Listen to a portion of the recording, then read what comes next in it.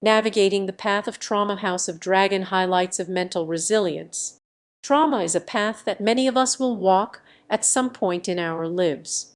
It's a journey that can be unpredictable, painful, and isolating, but it's also a journey that can be transformative if we are willing to confront it head on. The House of the Dragon, a prequel to Game of Thrones, offers a fascinating exploration of trauma and its effects on individuals and communities.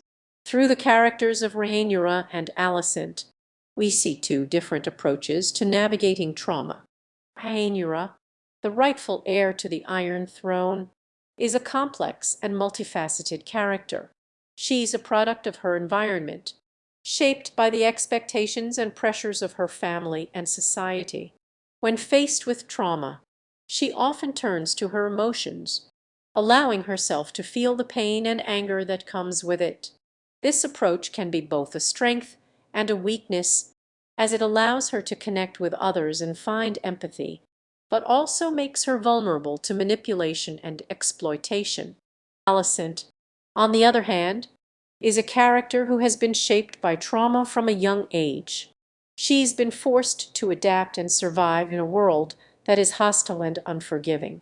When faced with trauma, she often turns to her intellect and logic, using her wit and cunning to navigate the complexities of the world around her.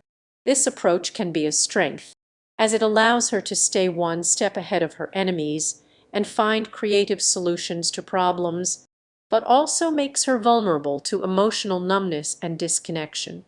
Both Rhaenyra and Alicent offer valuable lessons for navigating the path of trauma. Rhaenyra shows us the importance of emotional expression and connection, while Alicent shows us the value of resilience and adaptability. But perhaps the most important lesson they offer is the importance of self-awareness and self-compassion. Trauma can be a journey of self-discovery, but it can also be a journey of self-destruction. When we're faced with trauma, it's easy to get caught up in our emotions and lose sight of who we are and what we want.